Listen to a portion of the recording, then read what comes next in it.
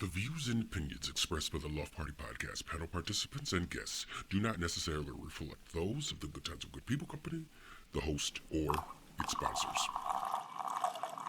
It's not getting in.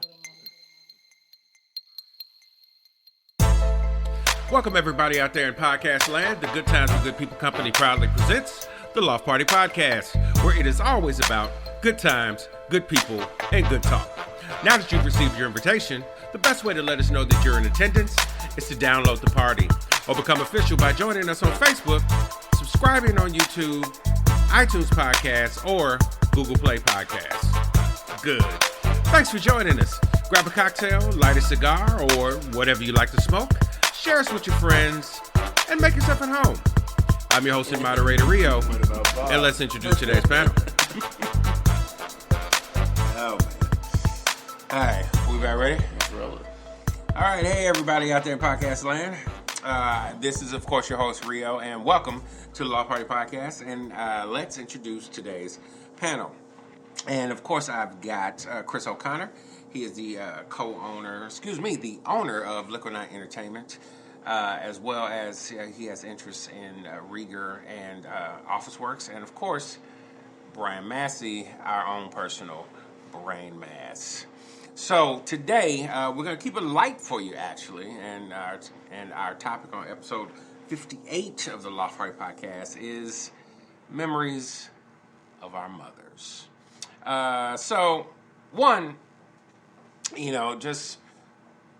Just talking about our moms, fond memories, not that they've, passed away or anything like that, but just, fond memories from growing up to now. And then I also want to get into the best and worst advice you ever got from your mom. But before we get too deep, I wanted to see if anybody else had a party game.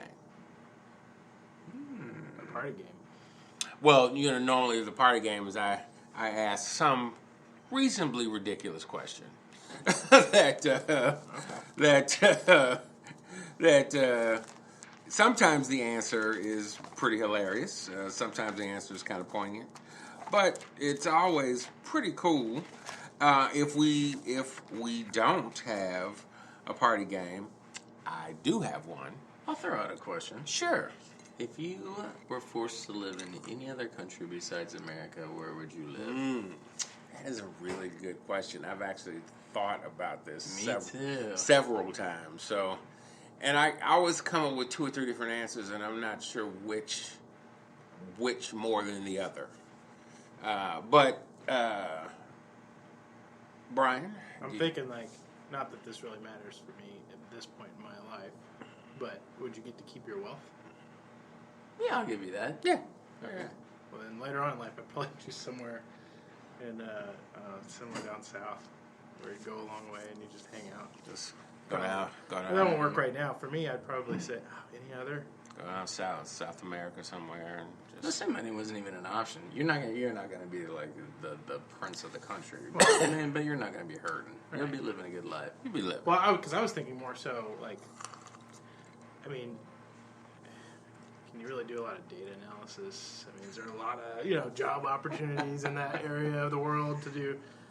So of course, if you had internet, it wouldn't really matter. Yeah. I don't know. Maybe I'd say the UK. That'd be a really cool place to live for a while. Yeah, having fairly recently visited there, I'd say. So did you think jolly old England agreed with you? London was a cool place. Yeah. Mm-hmm. I would like to go there. That'd be fun. Yeah, London. But if I'm going on vacation, I'll tell you that's not where I'm going. If I'm going on vacation, I'm headed to the beach. So. Oh yeah. That's my answer. Yeah. Oh, what about you? What about you, Chris? I have always had a plan since I was a kid to live in Mexico and move there when I hit 50. So that is still the plan. But I do get torn because I did live in France for a while. And I did not know that. I did. We're discovering new information on Podcast Line. My godson is French, one of them, and an ex-girlfriend is French, and she and I have stayed very good friends, and she's actually going to become my daughter, London's godmother. So Nice. So that'll be fun. But I loved it there. I loved it, and everybody wants to talk crap about the French and all that kind of stuff, but I got along great there. And Yeah. I thought the people were fabulous, and the history is stunning. And certainly the sights to see and the culture and everything else is just, it's overwhelming. So I've always said Mexico for the same reason you did. I love the beach. I need warm weather, and that's not to say Mexico doesn't have any culture, because it has quite a bit of it. But boy, France would have been a cool second option too. France has always been, which is actually probably anybody out there that knows me in podcast land probably doesn't know that France has always been on that list of places that I would go. It's funny. You get a lot of. In black culture, you get a lot of, I would go back to Africa. You know what? I want to visit Africa desperately, because, it is the birthplace of all civilization. But when I think about how ungodly hot it is, I don't want to live in Africa. I want to visit Africa. I don't want to live in Africa, though. If I want to live in that kind of heat, I'd rather it be a beach. So it'd be, Jamaica or Barbados or someplace like that. Look, if some chick who looks like Rihanna can come and bring me my umbrella drink every day, Barbados sounds great to me. So, but I do remember I got a older African friend, and this is about 5 summers ago, and so he swings by my job to visit, because he kind of works in the industry we service, and I go, "Hey man, what are you doing here?" He said, "Hey Mario, how you doing?" And I was like, how you doing, man? Get in here, because it was really hot that day. I was like, "Yeah, get inside." And and this doubled down on I don't want to live in Africa, because he goes, "Oh my God, it's hot. Oh my God, this is Africa hot. I do not. Oh my God, this is hot." And I cried for about an hour, just laughing, and I was thinking, as hot as it was, if this is how hot Africa is all the time, I don't want to do that. not to live. But something about France has always intrigued me, and so that would definitely be high on my list. If I could just travel, like live someplace for a couple 3 months and pick up and move, like you say, if like my job was tied to the internet, basically, like just pick up and go live someplace, experience that place for a while, that would be great. That's what I did for about 7 years. That is awesome. That was when I was at Sprint. You'd go somewhere for between 3 and 6 months. You'd stay there. You'd not. The longest place I ever stayed anywhere was Orlando for 2 years, but beyond that, it was Las Vegas for 3 months, and Tijuana for a while, and, just all random random places. That you would go and set up shop and stay there for 3 to 6 months and then leave, and it was great. I loved it. Awesome. There is a website called Nomad List, and you can search. You go to the front page. It's you can search cold, mild, or warm, and it tells you can search less than $1,000 a month, or less than $2,000 or $3,000. They have fast Wi-Fi, clean air, all these things you can search in it for the whole world, and it shows you like places you could just go that fall within your filters. Someone showed That's kind of cool. said that to me a few weeks ago. They said, "Hey, you work remote. You should check this out." Yeah, That'd be awesome. that would be really cool. Yeah, like you say, because you just need fast Wi-Fi, really. Go and Yeah, be like, Go do math somewhere. yeah, like where are you? Jakarta? Like just someplace super high. All right, that was a good one. That was a good one, Chris. Thank you. That was a good one. All right, so here we go. Hey, you can search for the Loft Party Podcast on iTunes Podcasts, Google Play Podcasts, and on our Good Times with Good People YouTube channel. You can follow us on Instagram and Facebook, tweet us on Twitter, and if you like the content we provide, donate to us on Patreon. www.patreon.com/Loft Party Podcast. You can find all of our links below. And now back to our regularly scheduled program.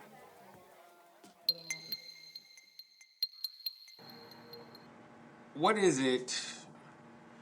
Okay, let's start with what is the best advice you think you ever got from your mom? I know mine, but I was thinking about this the other day when I had a question that was asked me. So I'll go first. I'll jump in. Yeah. The best advice, we were talking about getting college degrees and that sort of thing. And I would say the best advice I got from my mom was, hey, you can do anything that you want. You can go get whatever degree you want, go to college, that sort of thing. But just remember, whatever you go into, you should probably make sure it can pay the bills. And I feel like that last part is missed a lot with, we've had a lot of conversations about this generation. And go be what you want to be and, go get a basket weaving bachelor's degree. And it's like, what are you going to do with that? Well, when you say that, it makes me think of this. I was looking at this show one time, and the girl was like, "It doesn't matter what he does, as long as he loves me and he treats me great." And the guy comes back and says, "So, if he was a roadside yam salesman, you would be fine, you would be okay with that?" And she was like, "A roadside yam salesman?" He goes, "Yeah, he sells sweet potatoes on the side of the road." And once again, I cried laughing for about an hour. And, but that is what you just said made me think of that, because I think that part is missed. Like, you can do whatever you want, but can it take care of you? Can it sustain you? I mean, there's more parts to it than just is your heart into it. And I I hate to say that because I think that breaks a lot of people, or a lot of people won't accept that as realistic, but it's true. As you know, music was a big part of my life growing up. I played a long time. In fact, I was on a full-ride scholarship for my first year of college playing music, and then realized that's got to be a really hard life. And I know it's kind of sad, but it's this is it's not easy. There's a lot of traveling, and I just kind of saw how that was going to fold out and said, that's not what I want. And I made a pivot, and now I'm doing something that I do enjoy, and I'm also able to pay my rent, so that's great. There you go. I mean, the interesting thing with music, anyway, in order to really make a real living at it, you have to be a world-class musician of like enough that you can get picked up by this band and that band and the third band to go and do on these different tour runs, or you're that good an artist that you can actually sell your own records. And I says, but the average, I pick up and I play an instrument. Yeah, I think that's very difficult for a lot of the rank and file, just musicians, to realize that maybe I'm not world class enough to make a living at this. And I thought, I was like, there's. I mean, I could go play at a bar band, but I couldn't really make a real living. That's hard for people to accept. Right. And I was thinking, at the time I thought there are 7 billion people on this earth. Even just a fraction of those play instruments, and a fraction of those are really, really good. That really small fraction is probably thousands of people that that are going to be much better than me. And it's even if I practice, every day, there's natural talent that comes in there, and people who, as they were children, their parents were like, this is what you're going to do since they were 3. that kind of thing. It's like, that's when I realized I was starting to analyze it. I thought I'm going to go into data analysis, and that's where I made my pivot. So. There we go. That's funny. Because I would have said something similar, with the exception of my mom never threw in the last part. She just said, do whatever you want to do, because if you want to do it, you will do it better than anybody else will be able to do it. And it was never, I'm telling you, somewhere in the world is a very rich basket weaver who's killing it. He has bought the basket weave factory. Yeah, it's more than just, because she was very, very, very good at teaching me, like, listen, don't just look at things one way. So you talk about being a musician. Well, I played in a band too. So you look at it as like, okay, we write songs and there's kind of a way to do it. And she goes, no. Because you need to completely rethink this entire thing and start doing it your own way. She's like, maybe you need to start rethinking how you're distributing your stuff. Maybe you need to think more about your marketing. Maybe you need to think more about any number of things that would put you ahead of all the rest of the people on the curve, so you're not competing against the thousands of people. And I agree. So I always think of actors. And then some people go, I want to be an actor.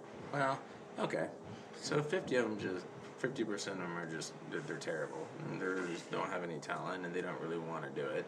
25% of them don't have the drive to continue with it, and they get discouraged and leave. And then probably another 15%, just are socially awkward, can't make the connections, can't do any of those kinds of things. So really, if you put your mind to it, you're dealing with maybe 10% of the people. There's probably 10% of the actors out there who can kind of work. Do you want to be a worldwide celebrity? Okay, that might take a break or two, but then you figure that out. You pose it as a problem, look at it from every angle, and then figure it out. And that was the one thing she said. She could just look at things differently, because it's not a matter of what you want to do. You don't want to do anything on earth that you want. It's a matter of how you approach what you're doing and find a new way to do it. So, and that was the greatest advice that she ever gave me. That's awesome. That is good advice. That's awesome. It was interesting. That is really good advice. She came from a family who did all kinds of different things, from banks to dairies to teaching to any number of things. So she was used to being in this very multi. Your mind would split if you were trying to consider all these different businesses. But she's like, they all work, because you just thought of a way to make them all work together. So it was kind of interesting. Yeah, I know my mom. I was actually joking with her because she was asking me what we were going to talk about, and so I was telling her, and I was like, "Well, actually, we're going to talk about moms and best and worst advice." And she was like, "I wonder what's the worst advice I ever gave you." And I said, "You know what? Actually, I have to think about that." I said, "But I actually know the best," and so two things. One was in grammar school. My mom made a point of having me in Catholic school instead of in private school, and at a certain point, we went from the Catholic school that was kind of in the neighborhood, and she transferred me to Holy Name Cathedral, which is downtown Chicago. Now, I'm a inner city kid who's got to take the L up from the south side to even get to school. But, I remember when I was just like, yeah, but all the other kids are, they're all rich kids, and they're mostly white kids, and I don't know where I fit in. And she was like, hey, nobody's better than you. You're better than nobody, but nobody's better than you. So go in there. It's an even playing field.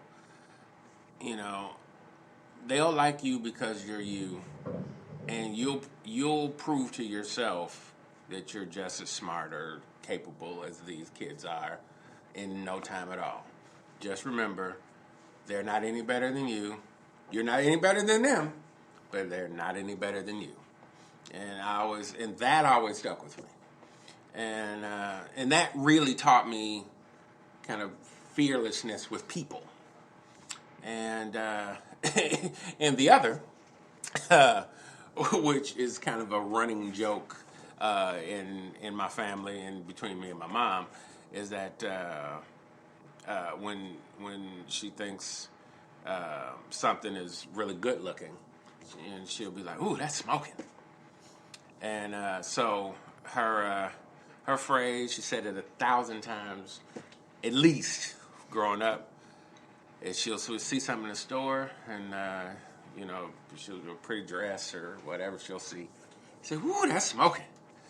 And then she'll look at the price tags. "Ooh, that price is smoking too."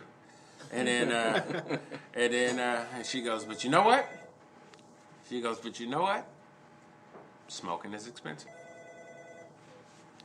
And that taught me fearlessness with money. She was like, "You can do whatever you want. You can have whatever you want. You may have to plan for it, depending on what your income is. You never talk yourself out of even liking it because it's expensive. If it's smoking, it's expensive. But that doesn't mean you can't have it. It just means, what are you planning to do? How are you willing to rearrange what you got going on to make room for that? Or is it important at all? So you're like, maybe those shoes aren't as important. Because I remember growing up, I used to want, all the new Jordans, and I never got a pair of Jordans, not once. But I learned, putting together outfits in different ways and with brands that maybe people, weren't wearing as much, and creating something that I liked was more important than that brand name. But if I really liked it, smoking is expensive.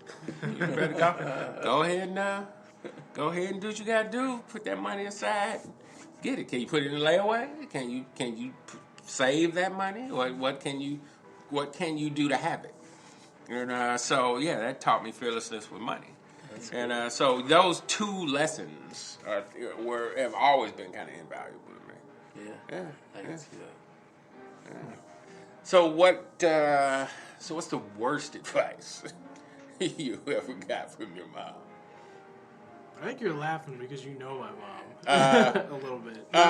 Yes, And that's but not a but I diss can't on my can't mom. hear what she would have said to you. just- But when you say it, I'll hear it in her voice.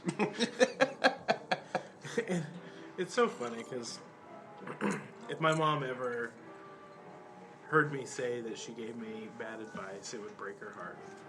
And she would call me immediately and apologize and say that's not what she meant and feel really sad. Which is why my mom is so awesome, is because she cares. Yeah.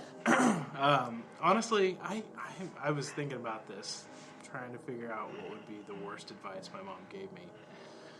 And It doesn't have to be about something huge. yeah, but I mean, that's the thing is I would say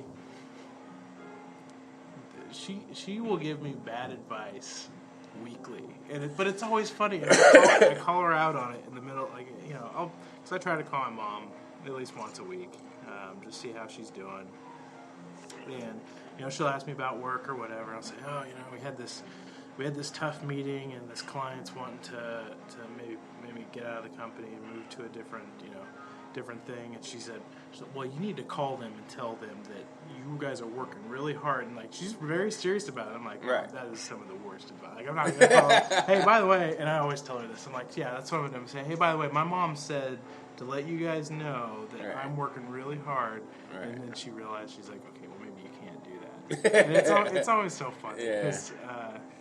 Because they mean well, even when they give you horrible advice. They mean really well. It's funny because she's, it's so new to her. That's why she always asks me a lot of questions about my job. Is that it's outside of her world, and she always wants to learn. And it's things like that, but it's fun. Yeah. And and I enjoy it. And I could definitely hear Mama Massey saying just that. That's actually really funny. Really funny and cute.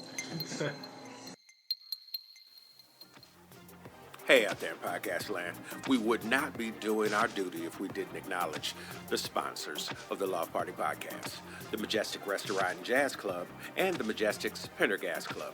The Majestic carries on Kansas City's tradition of great food and jazz. Let them show you why they are the classic Kansas City steakhouse experience. 931 Broadway, just 3 blocks from the Kansas City Convention Center. J. Rieger and Company, a Kansas City distillery. Whether whiskey, gin, or vodka, neat or on the rocks, J. Rieger, Kansas City, sipping good since 1887. C&P Construction, Kansas City's premier wood framers, 50 years of quality framing and craftsmanship. Just email david.cnpservice@gmail.com and start building something new today. And our friend and frequent guest, Lane Boland. Thank you all for all that you do. Time to rejoin the conversation. How about you, Chris? The worst advice that I think both my parents insisted on was that a college education was the key to everything in the world, and that if you didn't have it, you were bound to fail in some way or another. You always had to have this weird fallback of school and blah, blah, blah. And I mean, it's one, because my dad worked his way through school and he became a lawyer, and then second, my mom was a teacher for a long time. So I had this, big respect for teaching and trying to get kids, educated. And I never had it. I never had that passion and love for school. I mean, I hated school. I was a terrible student and just despised it. And it was never because I was an idiot. It's just because I wanted to do the things that I wanted to do. Right. And the things that I wanted to do, I did really well. And then they made you do other crap, like, why don't you go read Kill a Mockingbird for the 1 billionth time and come up with something new? And then I'm like, it's not going to happen. Right. I read it. It's I read it. I got what I got out of it. I'm not getting anything new. I mean, nobody's going to rewrite my paper for me and tweet it and do all these other things. I'm not that brilliant at it. So it's already been done. So, and it's not going to apply to my life ever. It's just a good book. So, that was the kind of stuff I think I wasted so much time. And we, as you know, I didn't talk to my folks for years because of the fact that I dropped out of school. And that was, I think, the worst part about it was they thought it was just, you're going to be a loser and it's an ultimate sign of disrespect. We've done all these things to try to help you. And I thought of it as, this is not the way I want my life to go, and this isn't cut out for me. Right. And so we didn't agree for 7 years on it. And finally she came back and kind of put pieces back together. But that was after I started, working and doing okay and those sorts of things. And so I don't know. I don't know if she would make the same decision today as she did then, but that was the worst. It caused a lot of heartache for both of us, and probably I'm not nearly as close to my family, I think, over all the years because of those moments. Because it's those moments. Yeah. That's a long time. Yeah, it is. It was, I mean, I paid my way through school eventually, and even then they weren't talking to me, and so I was like, well, screw it. Yeah. And part of that was my choice at that point, because they tried to reach out, and I said, no, you only liked me when I was going to school, and screw that. You didn't like me when I wasn't, so it was just a big, stupid, young misunderstanding that you try to get past in life, but eventually that is a long time, and I always tell people there's things you cannot unsay. Yes.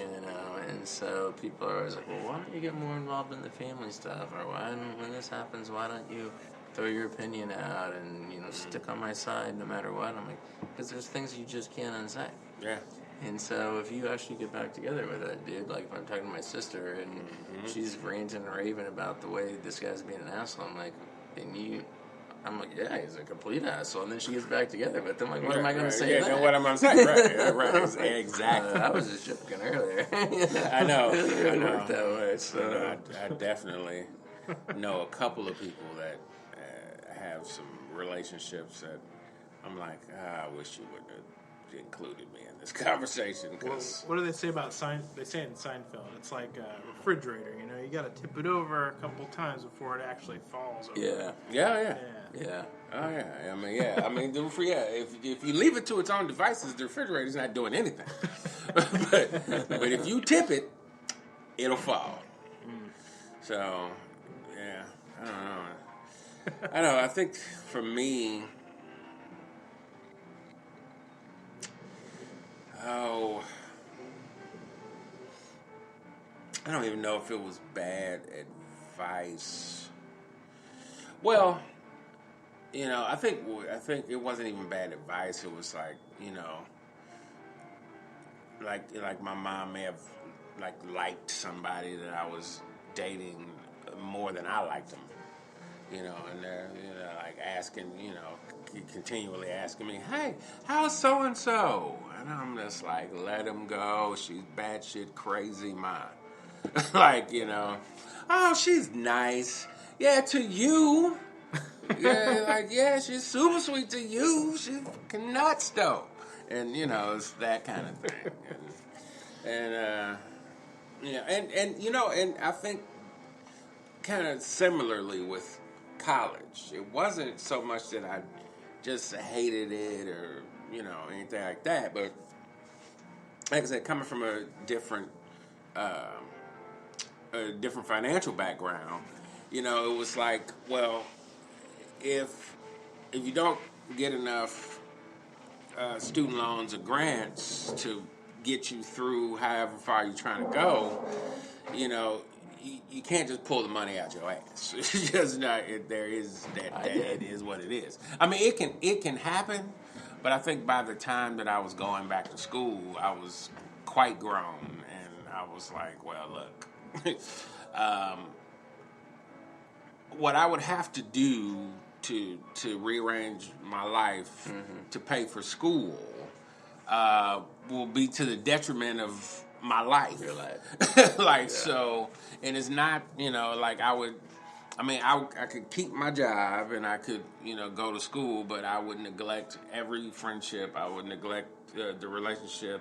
And eventually I would lose all of those because every dime would go into, you know, trying to, you know, trying to finish paying for school. And honestly, I don't think that piece of paper really means a whole lot to my trajectory, ultimately. I mean, I don't think that it's something I don't need, or don't, I should say don't want, but I don't know if need is the right word, because everybody that I've ever known that's been really successful either didn't have a degree at all or barely got there. and whatever the hell they got the degree in is usually not what the hell they're doing in life anyway. So, you know, so I still intend to go back and finish, but I'm on a path that I'm on a personal path that could be directly derailed by what I would have to do to basically take my whole paycheck to pay for school.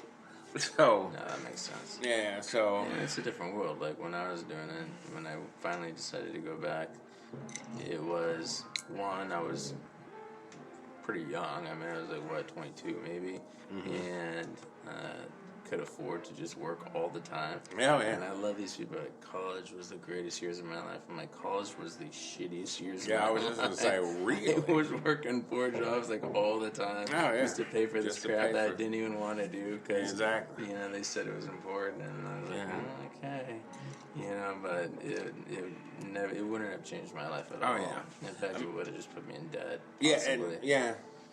I mean, because at the end of the day, like I went to the Art Institute of Seattle because I was in my associate's. My uncle's chain of schools. Oh, Oh. He was the CEO of that company. Hey, tell him forgive my fucking loans. I'm sure he's living on in Mexico right now. So, artist to Seattle, I get my associates in music business, but you know, which gets back to the worst advice. It was like, well, you know, what are you really going to do with that? And you're not working in the music business, which means I wasn't working for some conglomerate record label or a radio station, you know, and so I tried to go back to school, and I wound up going to DeVry, and then they burnt through all of my freaking grant money before I could finish. It's expensive. So, yeah, because it was stupidly expensive. Now, I will say that I feel like I was getting a decent enough education, but the classes were probably way more expensive than they needed to be. And, you know, so, like I say, there will come a time, but I'm not super pressed right now, anyway. Hey, you having a good time? Let me introduce you to a couple of my media brothers. First, www.americathemixtape.com, a cipher on American politics, society, and culture. And where'd I get that mixtape? Of course, www.cornerbodega.us, purveyors of urban culture. Come on, let's get back to the party.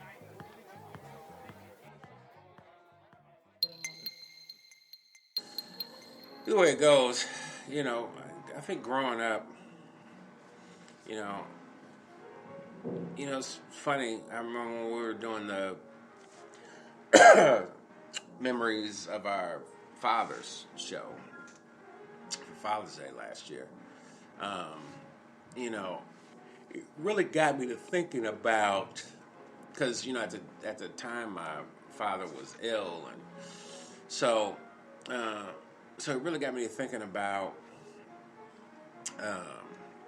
just parents, you know, and what a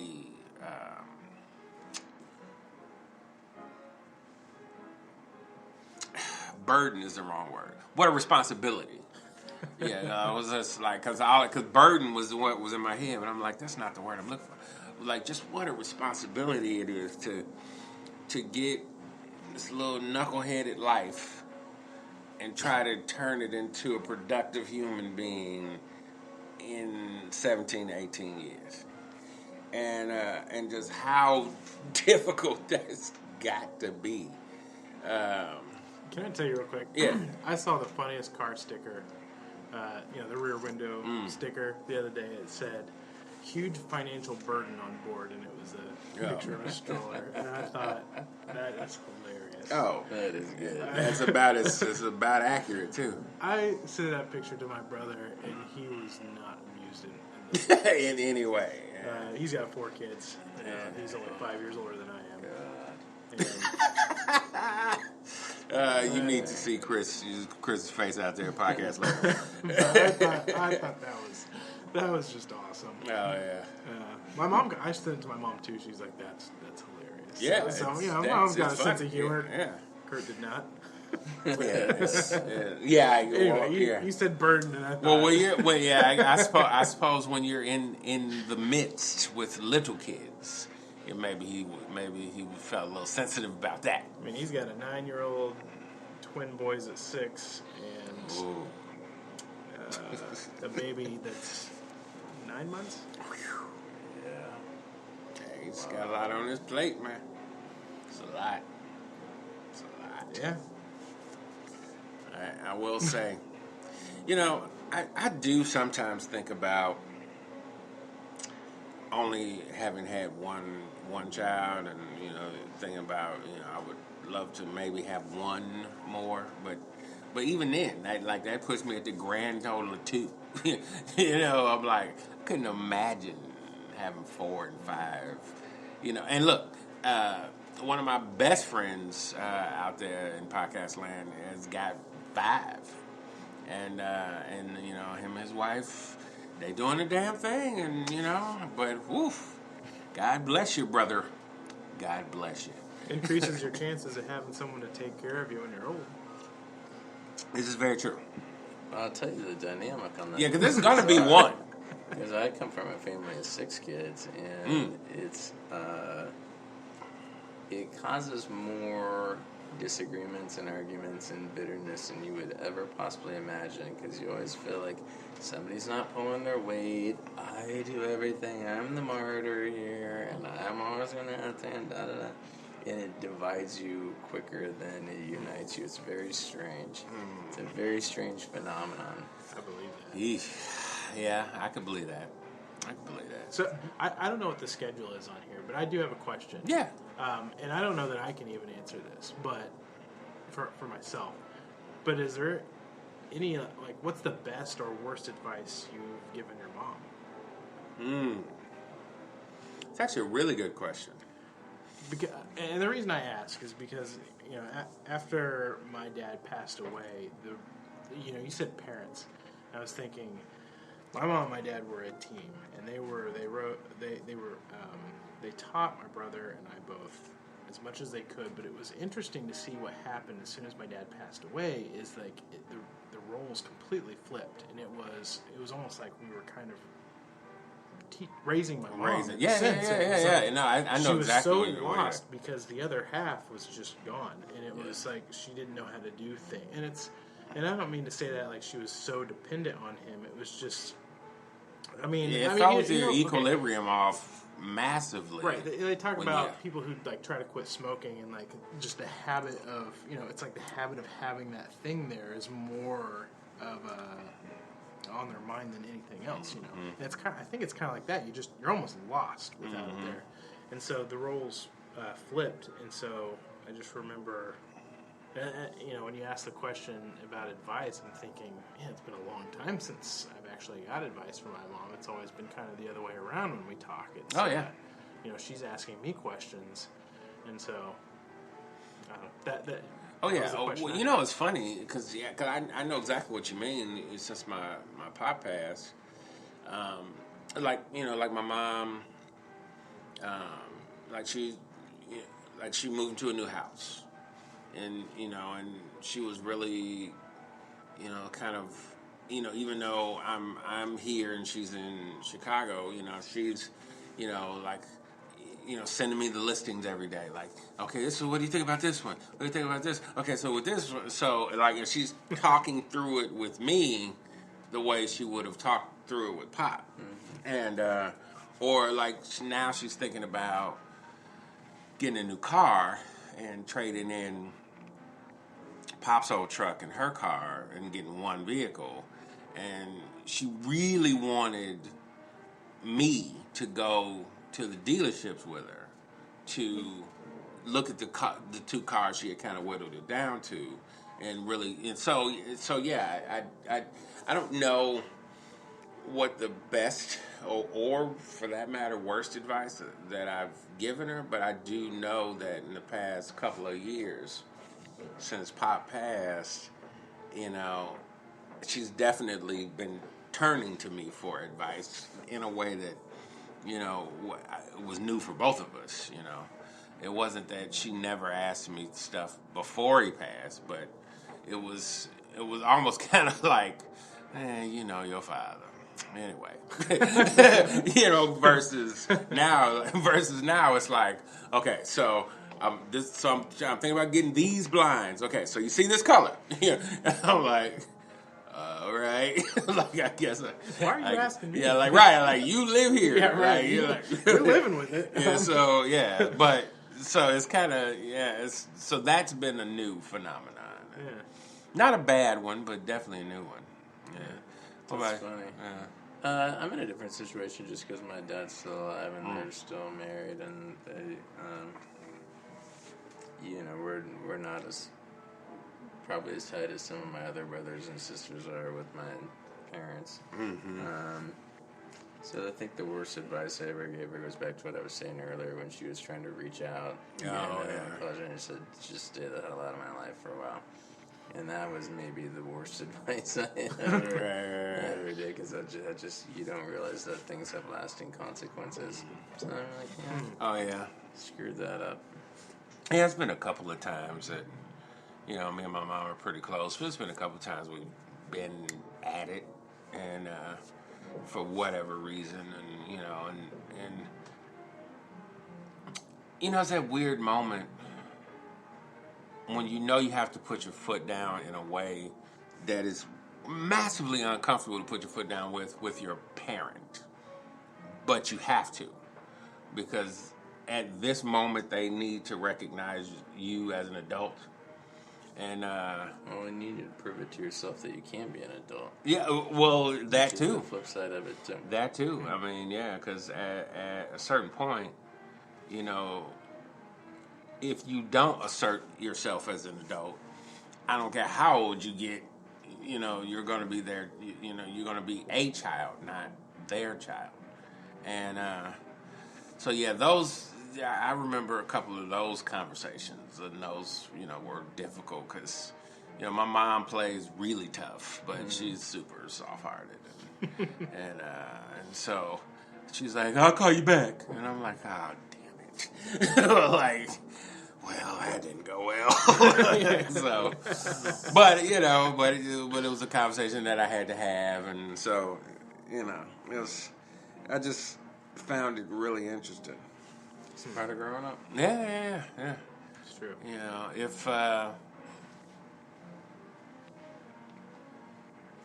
If there's one memory you could hold on to, no matter how old they get or they've passed away, or if there's one memory you could hold on to about your mom.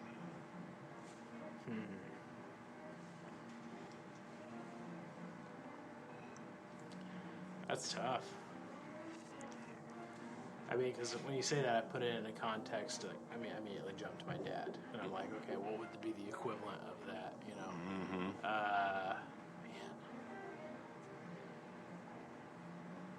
Man. Okay. Not to sound like, hey, look what I did, but on Friday I had flowers sent to my mom to her work, and because I wanted it on Friday because I knew she'd really love to show them off for Mother's Day. Yeah. So she works at a school, and I actually get a text from my sister-in-law who also works at that school. And she said, "Look what I just delivered." She's I think she's the principal for the freshmen or something. I'm not sure how that all works, but she's like, "Hey, look what I just delivered." And my mom called me that afternoon on Friday, and she told me the whole story. And I mean, she could have told me the story in 30 seconds. Right. I got these, thank you so much. But she told me a 10-minute story of how she always gets my sister-in-law's mail because she now has the last name. She's now Mrs. Massey. And, and all this stuff, and like how all the students, and she thought, I thought there's definitely a candid camera in here and this and that. Right. And she just went, and you just hear it in her voice how happy and excited that she was and everything. And it's just, I think it's just the excitement. I love hearing when she's happy. Oh, yeah. And I think that's the kind of memory. And that's the most recent one, which is why it pops in my head. Yeah. Those kind of things. Yeah. Just her being happy. Yeah. Actually, it kind of similarly. So out there in podcast land, we tape on Mondays, and this Monday happens to be the day after Mother's Day, so which is why we, of course, are doing members of our mothers. So my mom was in town for Mother's Day this year, and actually I literally took her to the airport and then came here to talk to all of you guys. Excuse me. But, so, like you said, just when she's happy and content and like everything has been going just well, like it just weather-wise, it's probably 10 or 15 degrees warmer than it was in Chicago this weekend, and she didn't have to pay for anything all weekend, and she loves the patios. Like all the restaurants have patios in Kansas City, and she loves the patios, so we made a point to go and sit out on the patios, and when we're together, we get to talking and laughing, and which is kind of where I get my not necessarily my love for movies, but my love for movie quotes. Because my mom and me, ever since I was little, have always had weird movie quotes that we throw back and forth at each other, and so when it's just the two of us and it's just a great day, and we'll be talking, laughing, having lunch, and throwing some weird movie quote back and forth at each other, and like you say, just the look and the smile and just that tone of voice when she's really, really happy, that's the snapshot I want to hold on to, I think. Yeah, that's cool. Yeah. That's a really good one. Yeah. What are you thinking, Chris? I guess for me it would be I was 17 and I played high school football and did really well. Like, I was pretty damn good at it, honestly.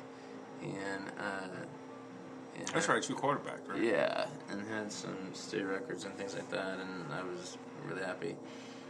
But the time I remember being most proud was generally 99.9% of people, you lose your last game. Right. And we did lose, and it sucked, and got the living snot kicked out of me, and felt just like hell, and looked up, and she was just so proud, and just so proud that he just able to hang in there, toughen up, walk off, that accomplished a ton of stuff during the season. Right. Did really well, and I had never really had any other accomplishments up to that point, honestly. And I came from a very competitive family, and they all did. My brother was a city golf champion. My sisters both played nationally ranked tennis. Oh, wow. And it was a super competitive family. You like, Jesus Christ. And I did nothing.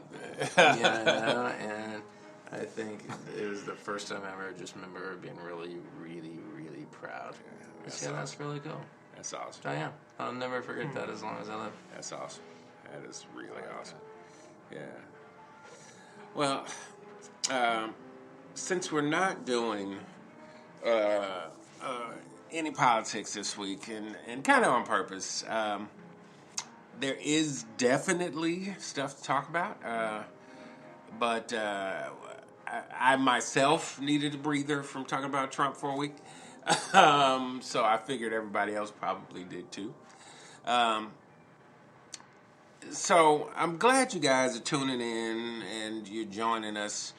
And I hope that this, is kind of making you think about your mom and thinking about, the best and worst advice that she's ever given you, best and worst advice that you've ever given her, memories that you want to hold on to. If any of that strikes your fancy, leave a comment below. Let us know what you're thinking. But I think before this gets sappy, I think we're going to end this podcast the way I end all podcasts. And that is to good times with good people.